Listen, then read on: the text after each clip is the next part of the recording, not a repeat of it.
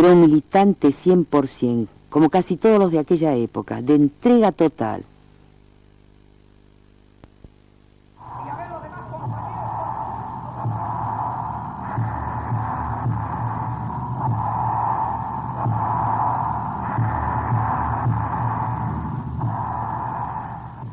En el periodo de 1970 a 1976 lo apasionó la política, o mejor dicho, lo que a través de ella se podía hacer para transformar un sistema injusto y un orden social odioso.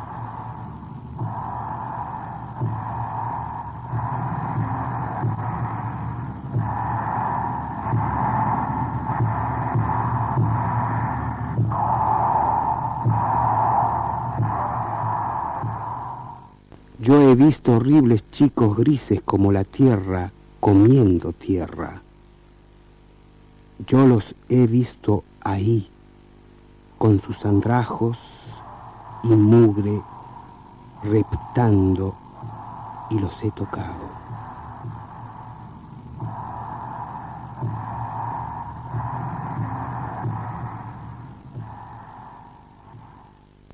Era un hombre que amaba la vida sencilla y que luchó por la justicia social, denunciando siempre la corrupción, la miseria y el escándalo de los chicos que siguen muriéndose de hambre.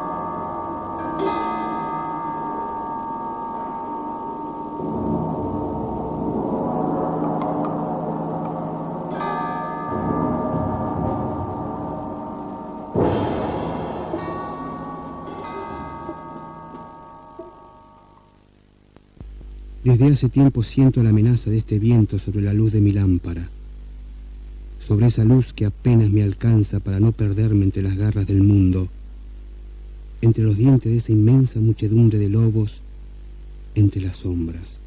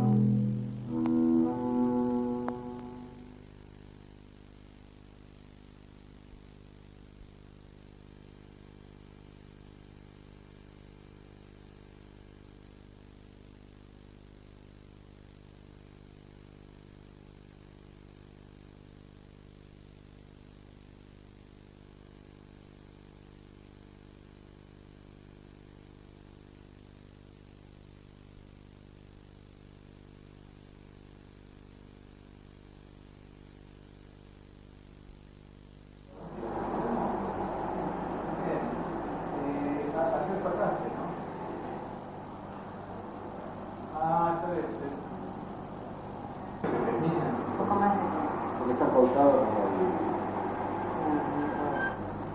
por 3,9 por 0,2. Es un poco más, porque está bueno, sí, está bien.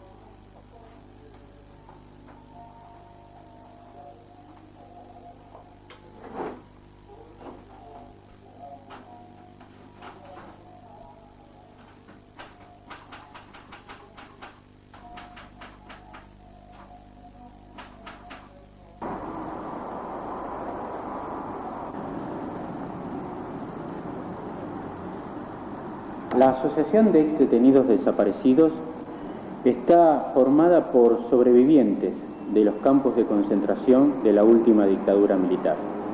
Nos conocimos a finales de la dictadura, en los años 83 y principios del 84, ya en el nuevo gobierno constitucional, transitando los pasillos de los juzgados, dando nuestro testimonio o brindando también nuestro testimonio en la CONADEP.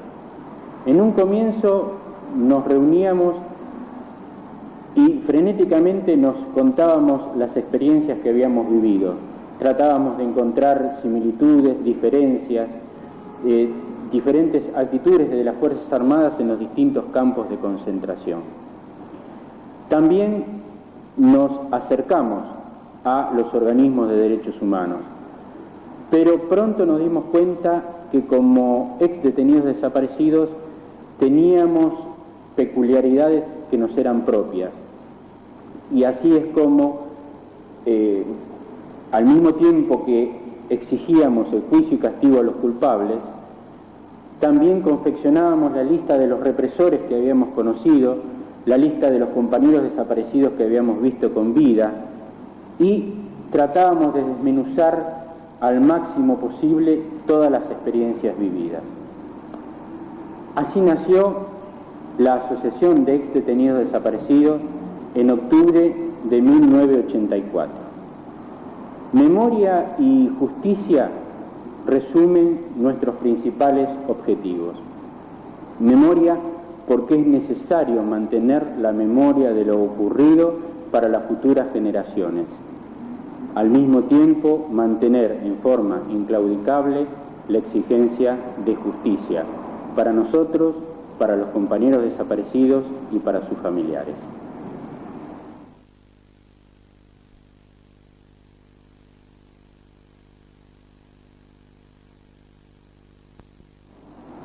En diciembre del 90, el presidente Menem indulta a los últimos comandantes de las juntas militares que gobernaron el país durante la dictadura militar.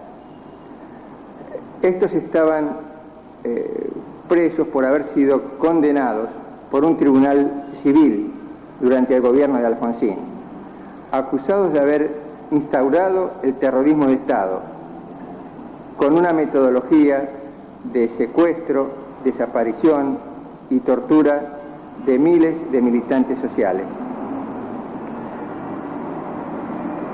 ¿Cómo se llega a esto? Se llega por un proceso de impunidad que nace durante el mismo gobierno militar, que es implementado y aplicado por Alfonsín, y al que Menem únicamente le da el último toque, porque es un proceso gradual que a través de una política de desmovilización de este gobierno de Alfonsín, logra desarticular a los organismos de derechos humanos, partidos políticos opositores, distintos sectores de la sociedad, como para que estos no puedan reaccionar de una manera rotunda y eficaz ante el hecho concreto de la impunidad concedida.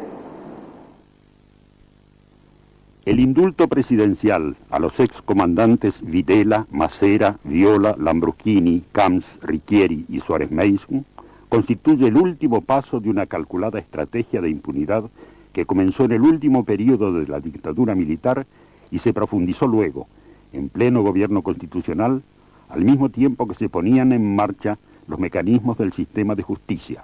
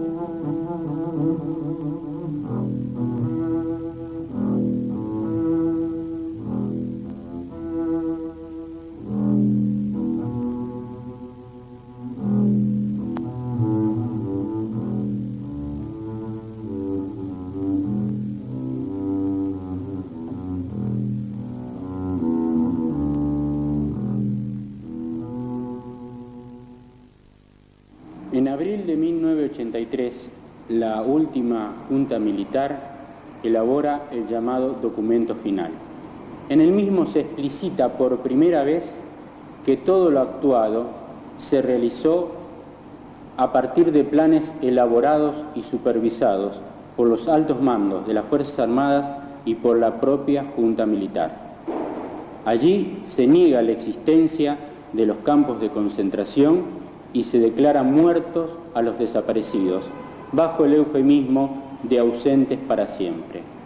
Con esto se intentaba sustraer cualquier futuro juicio de los tribunales civiles y derivarlos a los tribunales militares. Pero como esto no les pareció suficiente, elaboraron un nuevo proyecto de ley de autoamnistía. En agosto de este año, de 1983, 40.000 personas repudiaron en la calle este nuevo proyecto y se inauguró la consigna de que no hubo errores, no hubo excesos, son todos asesinos los milicos del proceso. En septiembre de 1983, Vignone firma definitivamente la ley de autoamnistía, donde se beneficia a los militares y sus colaboradores civiles que pudieran haber sobrepasado las órdenes en el marco de la legalidad. En mayo del 76, producido el golpe, el Estado asume plenamente la represión ilegal. ¿Qué significa esto? Esto significa que grupos parapoliciales, paramilitares, sectores militarizados del mismo gobierno, dedicados a este rol represivo, generalmente durante la noche, con la modalidad de las SS nazis de noche y niebla, previo pedido a las autoridades de la zona, comisarías, de área libre para operar, producían el secuestro de las personas que estaban designadas como blancos para llevarlas a los campos de concentración que se habían reproducido en todo el país. Estos campos de concentración eran antros de terror, de tortura y de muerte. Se vivía también en el conjunto de la sociedad un clima agobiante, represivo, donde eran continuas las pinzas, los controles a los medios de transporte, a los caminantes, donde se veían pasar continuamente, siendo identificables, los Ford Falcon o las camionetas abiertas, las pick-up, con personal policial o militar, a veces uniformados, a veces no. Además, había un férreo control, una férrea censura sobre los medios de comunicación. El secuestro, la desaparición de personas y la creación de los campos de concentración se transformaron en el eje central de la política represiva de las Fuerzas Armadas. En los campos de concentración se nos torturaba, se nos vejaba, se tuvo secuestrados en forma clandestina, se nos torturaba tanto en forma física como psíquica, se violaba a las mujeres, ya sean estuvieran embarazadas o no, y se robaron a los niños, a los bebés nacidos en cautiverio.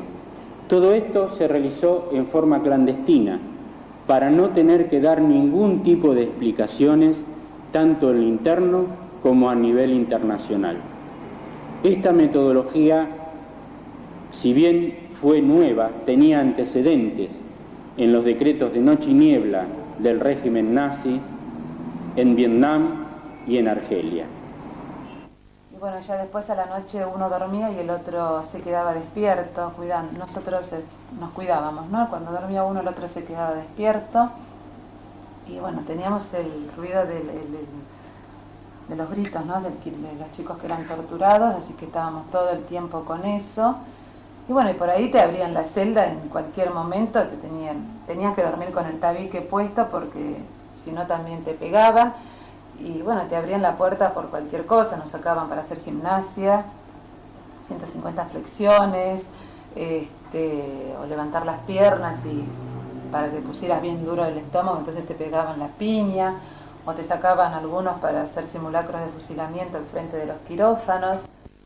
Bueno, el quirófano era una habitación con puerta, cerrado. Yo no lo pude ver mucho, ¿no? Porque la única vez que se me salió el tabique fue cuando me estaban picaneando, que me moví demasiado y se me salió el tabique. Pero por lo que espié estaba la mesa esa de metal donde te acostaban y una mesita donde estaba el aparatito de la picana, que ellos me hicieron escuchar el zumbido. Me preguntaron si conocía eso, yo le dije que no, entonces me dijeron que lo iba a conocer. Una silla donde se sentaba la persona que escribía lo que vos ibas diciendo, las preguntas que te iban haciendo, y nada más. Calculamos que podían entrar 100 personas por día, ¿no? Pero es difícil calcular la gente, porque en las celdas eran 19, 20 celdas, entrábamos 2 por celda, 3 por celda, según había momentos en que habían 4 personas en la celda. Lo que sí, las parejas, los matrimonios estaban solos, ¿no? Pero así compañeros, varones, había 3 por celda. Y en la leonera se llenaba de gente, estábamos acostados unos arriba de otros. Pero no sabría decirte la cantidad. Calculamos que habrán pasado en total por el Atlético 3.000 personas. En lo que duró el Atlético, ¿no? Desde el principio del 76, desde nosotros tenemos idea, empezó a funcionar por una compañera que cae en febrero del 76 hasta diciembre del 77. pero después con el tiempo, estando uno ahí, claro, escuchaba aviones, escuchaba una autopista. Alguna vez me levanté la capucha y pude como ver por una ventana. Y la primera vez que vi por esa ventana, ¿sabes lo que fue? Fue la parada del 86. Y era increíble porque estaba la gente esperando en la parada, te digo, metros, ¿no? Y era como la cosa así cotidiana y nosotros ahí, ¿viste? Tipo, y bueno, creo que las informaciones que escuchábamos en esa época en realidad era el mundial, porque los tipos ponían el partido muy fuerte y decían, ven cómo se acuerdan de ustedes, hijos de puta, subversivos. Y bueno, te deprimía bastante, ¿no? Porque era como que, o sea, todo el mundo estaba en otra cosa menos, o quizás no pensaba en nosotros, ¿no? Tipo, y me acuerdo que me habían puesto 2 personas que habían llegado nuevas, ¿no? Ahí. Y bueno, la cosa que nos empezamos a hablar como podíamos, y eran del PCT los muchachos estos. Y me acuerdo que, claro, no hablaban ni de comida ni de nada. Me empezaron a hablar de la Revolución Rusa. Y yo no lo podía creer. O sea, me emocionó porque digo, estar hablando acá en el medio de este lugar de la Revolución Rusa, y que encima estos tipos me quieran, bueno, estos muchachos del PC me querían medio como captar, tipo para el trotskismo. Y yo me puse feliz por un lado, porque sentía también que si yo podía escuchar la palabra Trotsky y Lenin todavía, era como que, bueno, todavía no me pudieron, tipo. Y la cosa que hablamos de la Revolución Rusa, ¿viste? Del primer tomo y del segundo me lo contaron todo. Y no paraban estos flacos, ¿viste? Tipo, y bueno, es un recuerdo bueno porque a mí me dio fuerza de haber podido hablar de eso ahí, que yo era medio peronista, ¿no? Hubo ciertos tipos que te hacían sacar la capucha.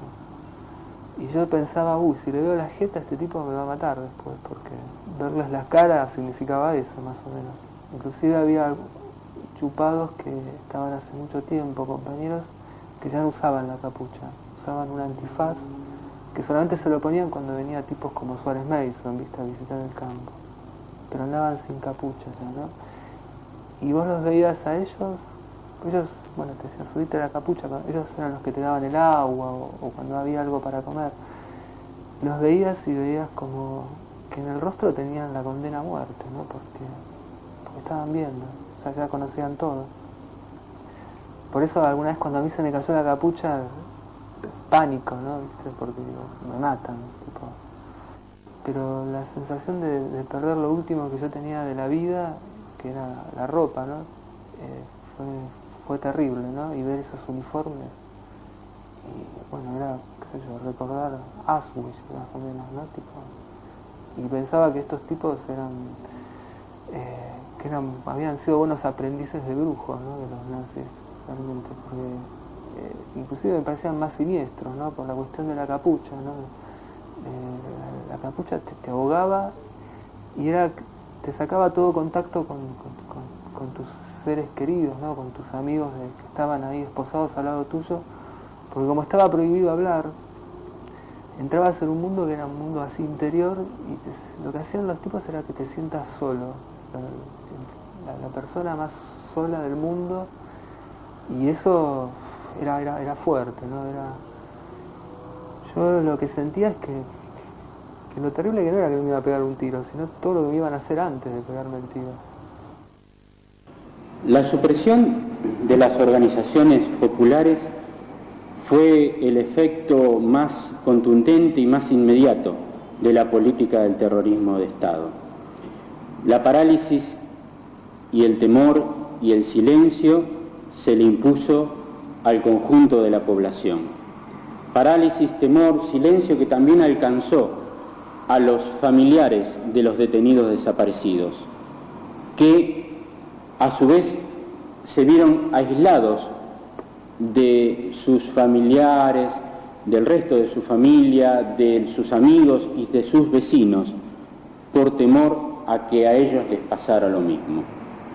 De esta manera, la dictadura militar fue quebrando los lazos de solidaridad que existían en la sociedad argentina. La política del individualismo, del no te metas, del sálvese quien pueda, es la consecuencia más importante en lo social de esta política terrorista. un hombre a quien no conocía aparece en los diarios de todo el país. Está tirado en la calle, tiene el cuerpo perforado. Ahora todos lo conocemos.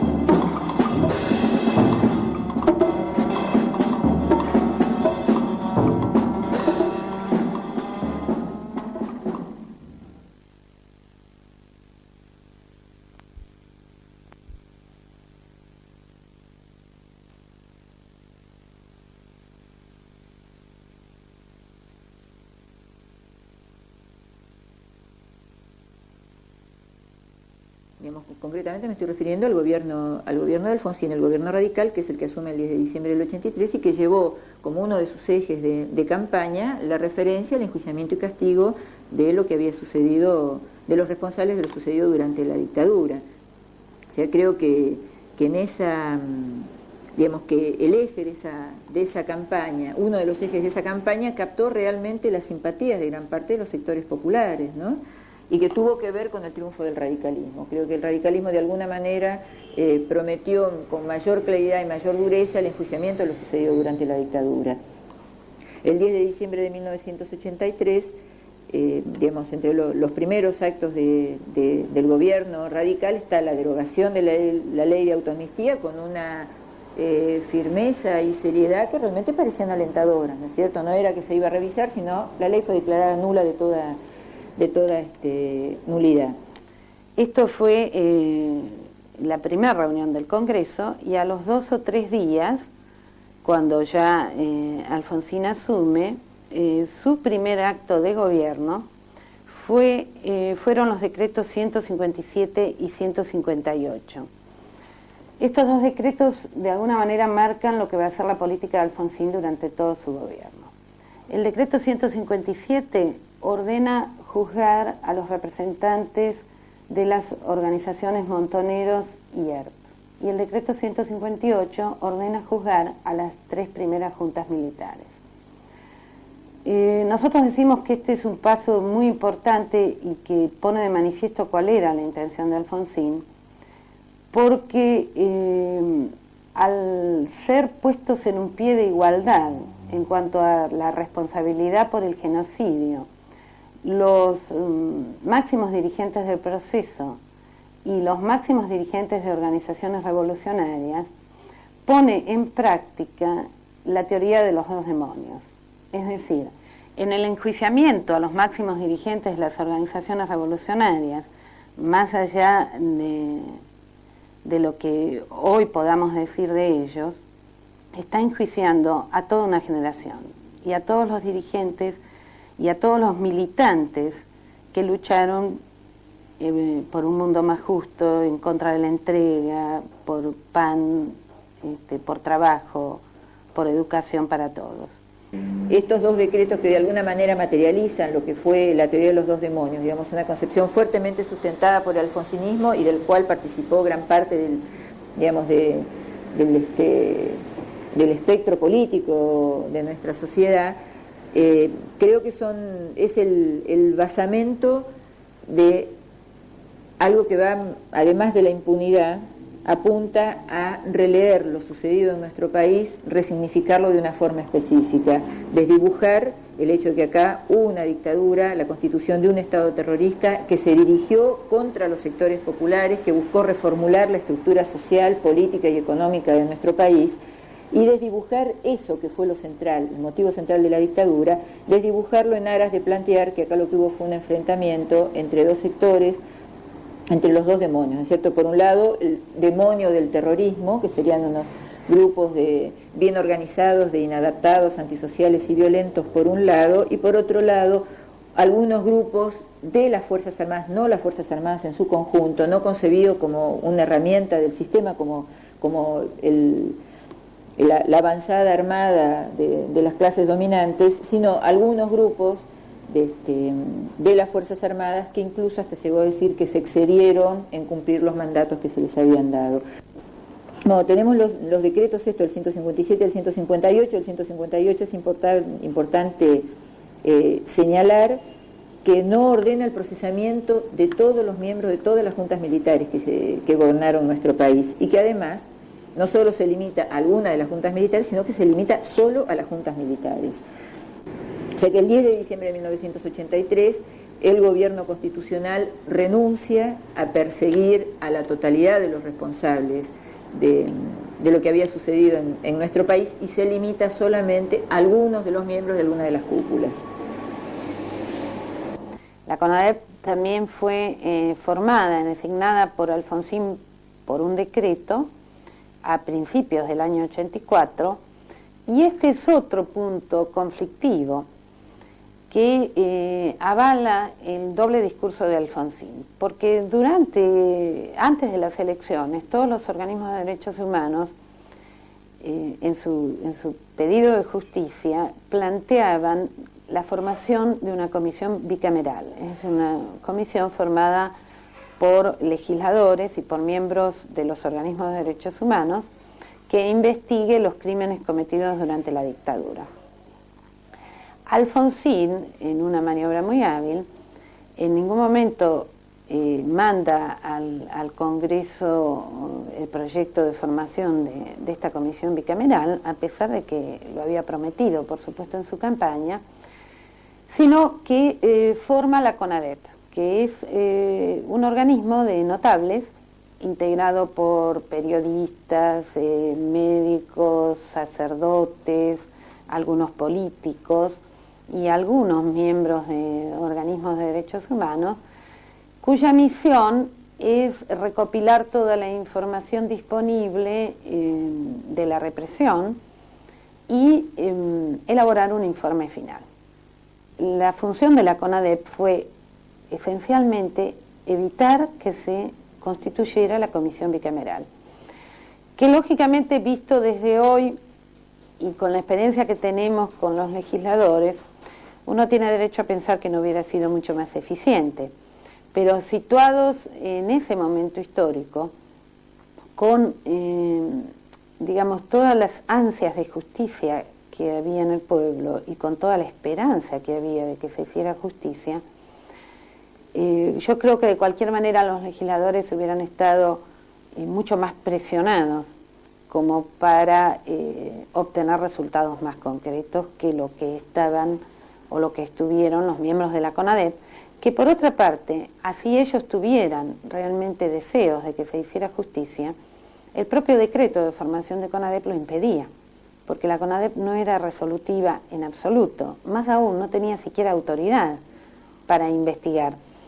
Recuerdo el comentario de Magdalena Ruiz Guiñazú, por ejemplo, de que querían entrar a un cuartel o a un campo de concentración o querían pruebas de alguna cuestión y nunca las obtenían porque directamente les decían que no. Y además de esto, lo más terrible de todo es que todo el trabajo que hizo la CONADEP de recopilación de testimonios de ex detenidos desaparecidos, de familiares, de vecinos, de testigos, incluso de represores arrepentidos, entre comillas, no tuvo ningún valor jurídico. Es decir, lógicamente esto no eran testimonios dados en sede judicial, por lo tanto los jueces no le dieron valor. En mi caso yo fui a declarar a la CONADEP el último día, porque realmente yo leía en los diarios de que familiares de desaparecidos, gente que había pasado por campos de concentración, estaban declarando. Y yo estaba en ese dilema ¿qué responsabilidad social tenía yo de poder ir, si tenía alguna responsabilidad social para ir a la CONADEP, si mi testimonio iba a valer, si algún día se iba a hacer justicia? Y por ese sentimiento de justicia sobre todo, yo me presento en la CONADEP a declarar el último día. Y el sentimiento que a mí personalmente me llevó a declarar en la CONADEP fue eso, la necesidad primero de contar lo que yo había vivido, ¿no? Segundo, creer de que podría haber justicia, no solo para mí, sino para cantidades de personas. Y yo cuando declaraba en la CONADEP, tenía en mi memoria, tenía imaginada esa galería grande que era de la escuelita de Famaillá, y que en una oportunidad yo me supe levantar la venda, que después me equivalió una flor de golpiza. La cantidad de personas con ese número colgado, vendados o encapuchados con el número de colgado. Y quizás yo no sabía quiénes eran un número, que yo podía recordar los números. Y yo estaba diciendo, también es justicia para vos, para el número 78. Venciendo mis miedos. Porque realmente, cuando fue lo de la CONADEP, por ejemplo, yo me planteaba que era medio al pedo, que vaya, pero era una mezcla como que era inútil y como que tenía miedo. Tenía miedo porque, bueno, eso va a un fichero, el sistema funciona todavía, y digamos, y esto. Y bueno, pero era un compromiso de vida y di testimonio de lo que me pasó, de lo que le pasó a mi compañera, inclusive testimonio de dos personas que yo no sacaron del campo a la cárcel y que no aparecieron más. Y bueno, todo quedó ahí. El recuerdo es una aguja permanente que nos está cosiendo y descosiendo el alma. Alfonsín envía al Congreso una ley, un proyecto de ley para reformar el Código de Justicia Militar. Creo que es importante detenerse unos minutos en este proyecto de ley que finalmente el Congreso aprueba, con algunas modificaciones que no estaban en el proyecto original, pero de cualquier manera lo aprueba, porque se ha hablado mucho de esta reforma del Código de Justicia Militar y nosotros entendemos que se han tergiversado absolutamente los hechos, haciendo creer que gracias a esta reforma del Código de Justicia Militar las tres juntas pudieron ser juzgadas por la justicia civil. Nosotros sostenemos absolutamente, y lo sostenemos con pruebas, de que esto es mentira. Precisamente lo que hace Alfonsín con esta reforma es darle entidad a tribunales especiales que están absolutamente en contra de lo que fija la Constitución. Es decir, si Alfonsín no hubiera reformado el Código de Justicia Militar, de ninguna manera se hubiera podido juzgar a los militares con ese código. Las modificaciones justamente fueron que se establecía que todos los delitos cometidos por militares durante la época de la dictadura iban a ser juzgados por tribunales militares y con el Código de Justicia Militar. Lo que se hace tanto hincapié desde el mensaje del gobierno es que el Congreso, antes de aprobar esta ley, le agrega un artículo donde dice que con posterioridad al juzgamiento por parte de los tribunales militares hay una segunda instancia, establece una segunda instancia que es la justicia civil. Es decir, esto es lo que se remarca como un logro, cuando la realidad es que si no se hubiera reformado ese Código de Justicia Militar, los militares hubieran sido juzgados directamente por la justicia civil, como cualquier otro delincuente.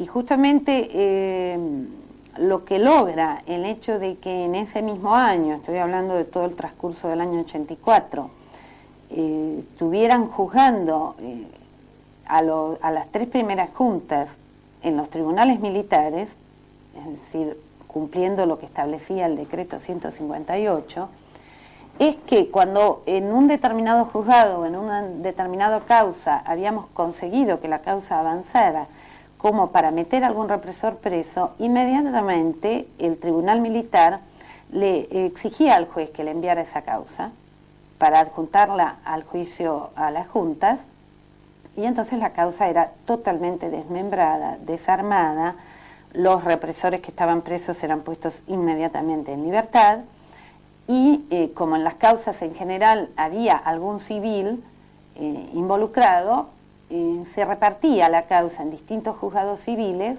de tal manera que se perdía toda la unidad y la causa moría. Inclusive cuando a mí me tocó declarar en un juzgado militar, en el comando, como no sé por qué motivo, no el juzgado militar de la causa de Tucumán no me permitía a mí ir a declarar allá, tuve que declarar en el comando. Y cuando me juzgaban, o sea, yo presentaba la declaración a los mismos jueces militares, donde estuve como encerrada ahí declarando 10 horas, donde los tipos realmente decían, pero ¿usted está segura, señora, de que eso le hicieron? Porque no, usted no lo habrá soñado. O sea, tener inclusive esa humillación de presentar tu declaración ante los mismos represores, ante los mismos asesinos, era una cosa como realmente también diabólica, ¿no? Como no podía ser de otra manera, la conclusión de la justicia militar es que no había habido absolutamente ningún delito. Esto determinó que una vez que los militares concluyeron que ellos no tenían absolutamente nada por qué juzgarse, determinó que las causas pasaran a la justicia civil y que la Cámara Federal de la capital se abocara al tratamiento del juzgamiento de los que estaban incluidos en el decreto 158. Así se empieza a caminar la instrucción del juicio a las juntas.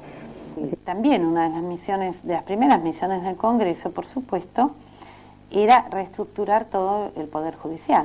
Habíamos tenido 8 años de dictadura, con un Poder Judicial cómplice de la dictadura, con jueces corruptos, con jueces que en algunos casos participaron de la represión, y cuando no participaron directamente la avalaron, que recibieron durante esos 8 años infinitos reclamos de familiares, habeas corpus, y simplemente se limitaron a tirarlos a la basura.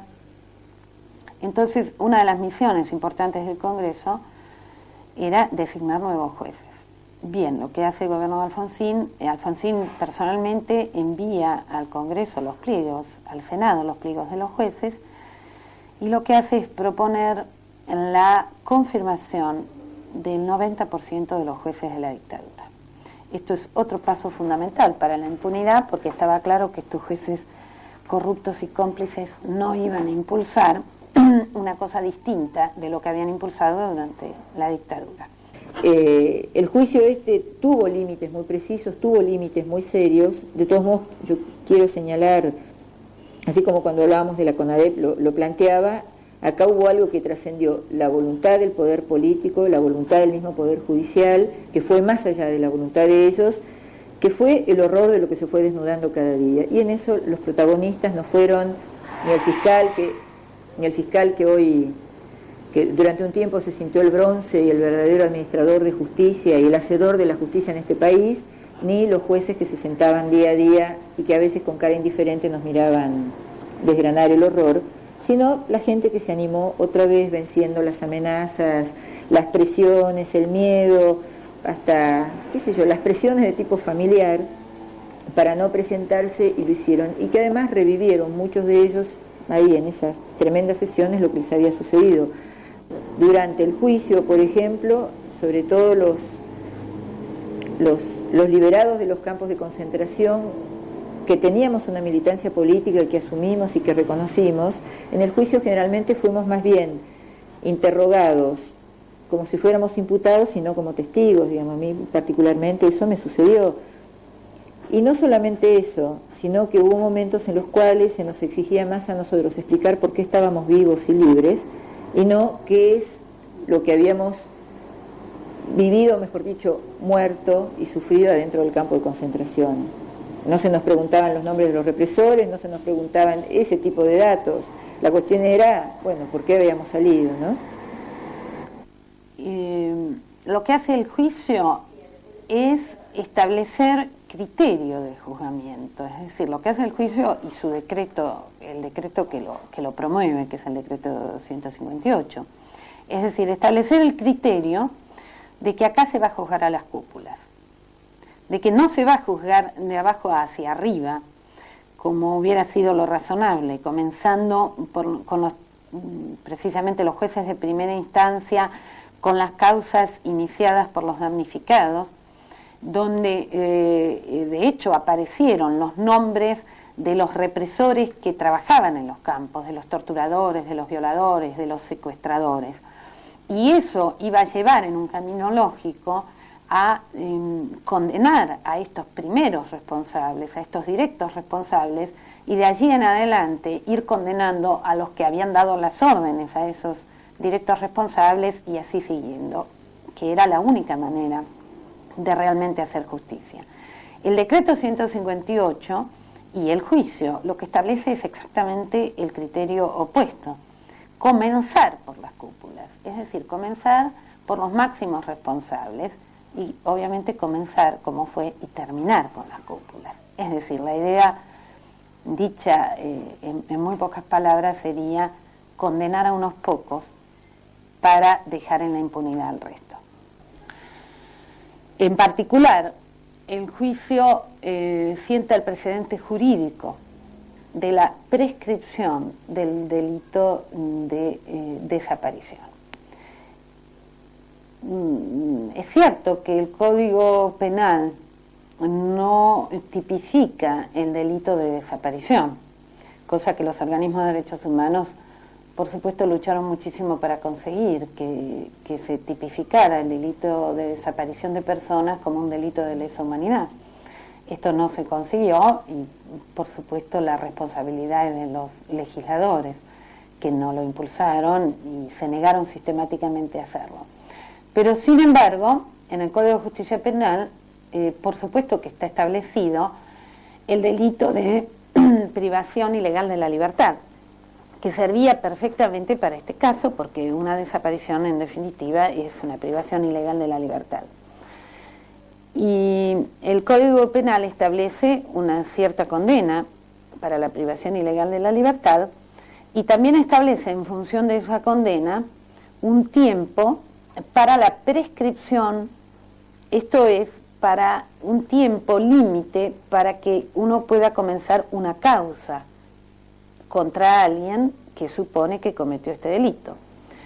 El tiempo límite que establece el Código actual es de 6 años, porque está vinculado con la condena que establece para este delito. Es decir, si a uno lo privan de su libertad y hasta 6 años después de haber recuperado la libertad no inicia una causa en la justicia, ya después de 6 años no la puede iniciar. Pero en esto es muy claro el Código. Dice 6 años después de haber recuperado la libertad. Es decir, que el delito haya cesado de cometerse. Porque el delito de privación ilegal de la libertad es un delito permanente, que dura cierto tiempo, hasta que uno recupera la libertad. Bien, lo que hicieron los jueces de la Cámara Federal fue retorcer este artículo del Código Penal, interpretarlo libremente y de una manera realmente perversa, y establecieron en el juicio a los comandantes precisamente que los delitos de privación ilegal de la libertad cometidos por los comandantes, que eran los que estaban siendo juzgados, habían prescripto si no se había denunciado el hecho ante la justicia antes de los 6 años de que el desaparecido en cuestión hubiera sido visto vivo por última vez. Esto es terrible y fundamentalmente es terrible para nosotros, porque justamente hace que nuestros testimonios den pie para que este plazo de 6 años comience a contarse. Es decir, invierten absolutamente el objetivo de nuestro testimonio. Y la importancia histórica de este precedente judicial o jurídico es que gracias a esta forma, a este criterio para establecer las prescripciones, prácticamente el 90% de los represores quedan en libertad.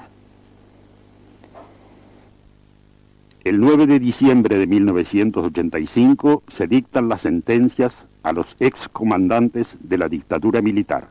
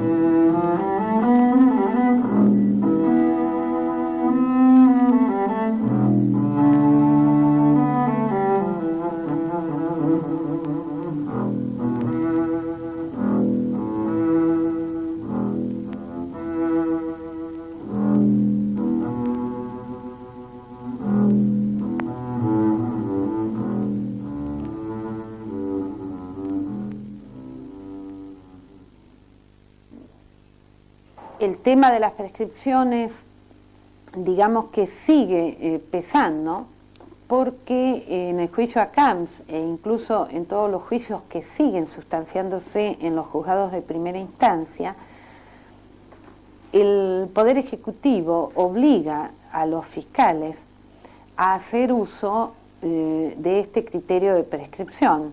Es decir, saca un documento que se deben llamar instrucciones a los fiscales, donde obliga a admitir, a tomar este criterio. Es decir, que recuerden que no pueden juzgar siquiera o procesar a cualquier represor. Que recuerden que aquellos que no hubieran sido procesados dentro de los 6 años no podían ser procesados. De cualquier manera, y a pesar de todo esto, hay muchos procesados, aún teniendo en cuenta el criterio de prescripción. Hay alrededor de 400 represores procesados en todo el país, y el gobierno envía al Congreso el proyecto de ley de punto final. Esto es, pone un límite para el procesamiento de los represores. Dice que todos aquellos acusados que no hayan sido indagados por algún juez en el término de 2 meses, quedan en libertad y no se los puede procesar. Y llegamos a Semana Santa, ¿no? Semana Santa como expresión de hasta dónde estaban dispuestos a llegar los militares para conseguir zafar de las responsabilidades por lo hecho durante la dictadura, y hasta dónde estuvo dispuesto el poder civil a ceder ante el poder militar. Todos recordamos dolorosamente el Felices Pascuas, digamos, que cerró 4 días de realmente movilización popular, de las movilizaciones populares más importantes que vivió este país, además porque por una cuestión muy específica que tenía que ver con el juicio y castigo a los responsables de la dictadura, que tenía, digamos, creo que fue una movilización en contra del terrorismo de Estado, en contra de la impunidad, y bueno, todo eso tuvo como broche final esa expresión de impunización hacia el poder militar, que fue la casa está en orden, estos son héroes de Malvinas, Felices Pascuas, todos a casa. Pero aún habiendo conseguido ese grado de respaldo de parte del poder político por los militares, fue necesario instrumentar esto jurídicamente. Los testigos y víctimas de la dictadura habíamos recibido citaciones ya para presentarnos a declarar nuevamente ante la Cámara Federal o la justicia, la estructura jurídica que correspondiera en la institución de los juicios campo por campo. Bueno, esas situaciones fueron anuladas y la instrumentación jurídica para detener el río de los juzgamientos fue la Ley de Obediencia de Vida. La Ley de Obediencia de Vida que termina de alguna manera de cerrar estos instrumentos jurídicos que ellos debieron inventar, porque bueno, el indulto es una figura que ya existe, que debió inventar el poder político para desandar lo que la presión popular le obligó a recorrer más allá de su voluntad. La Ley de Obediencia de Vida establece que los delitos cometidos por oficiales subalternos no son punibles por haber obrado en virtud de obediencia de vida. Esta teoría de los niveles de responsabilidad ya había sido enunciada por el doctor Raúl Alfonsín el 10 de diciembre de 1993 en su primer discurso ante la Asamblea Legislativa. En él se señala: la justicia tendrá las herramientas necesarias para evitar que sean considerados del mismo modo quienes decidieron la forma adoptada en la lucha contra la subversión, quienes obedecieron órdenes y quienes se excedieron en su cumplimiento. En octubre de 1989, a 3 meses de asumir la presidencia, el doctor Carlos Menem otorga la primera parte del indulto. Por él quedan en libertad los responsables de las sublevaciones de Semana Santa, Montecaseros y Villa Martelli, entre otros. En diciembre de 1990, mediante la segunda parte del indulto, Menem libera a los excomandantes que habían sido condenados en 1985 y comienza la reivindicación política de las Fuerzas Armadas en la represión. Después de toda esta historia, se nos podría preguntar si tiene sentido seguir luchando. Y nosotros queremos preguntar, ¿y por qué no seguir luchando? ¿Acaso los motivos por los cuales empezamos este camino no siguen vigentes? ¿Acaso la impunidad que vivimos no sería mayor si no hubiéramos desarrollado toda la lucha que desarrollamos? ¿Acaso esta impunidad no se hubiera realizado en forma más rápida, más drástica, más silenciosa si los pañuelos blancos no siguieran dando vuelta los jueves a la plaza? Si no hubiéramos denunciado cada paso en este sentido, si no hubiéramos denunciado las traiciones a las promesas realizadas. Esta impunidad tendrá su fin cuando el pueblo con su lucha transforme en realidad la consigna de juicio y castigo a los culpables. Nuestra tarea es la de acompañar este camino con nuestros testimonios, nuestras denuncias, nuestra solidaridad con cada lucha popular por más pan, más trabajo, mayor libertad, mayor justicia, por una sociedad justa y solidaria, que fueron los ideales de nuestra generación. Y en esos ideales y en esas luchas populares es donde viven nuestros compañeros desaparecidos.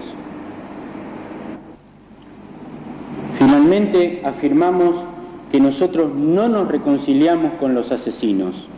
Vamos a seguir denunciando, vamos a seguir contando lo que nos pasó, vamos a seguir señalando con el dedo a los instigadores y a los ejecutores de la política asesina, porque para salvar el futuro es preciso no olvidar el pasado, es preciso conservar la memoria y hacer justicia castigando a los criminales.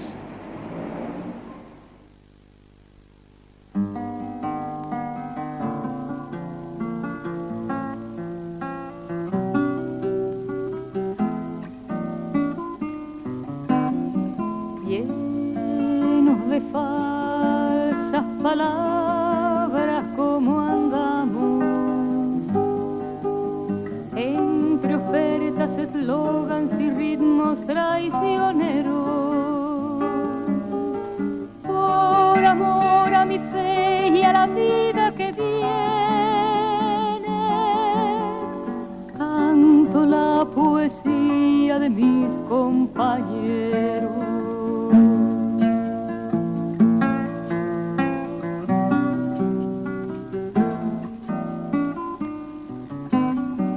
La verdad es más fuerte que cualquier cadena. Nada grita más duro que un verso prisionero. Mientras la canción se cansa y el arte se desploma, canto la poesía de mis compañeros.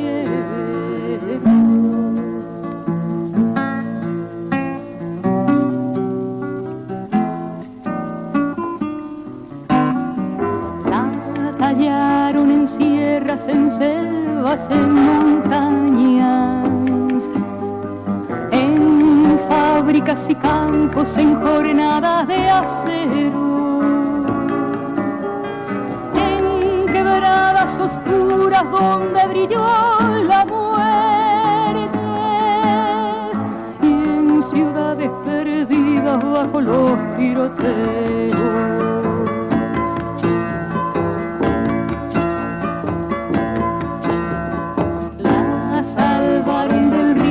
De morir asfixiada en la cámara cínica del mensaje con miedo, porque ella ha sido escrita para alentar el coraje. Canto la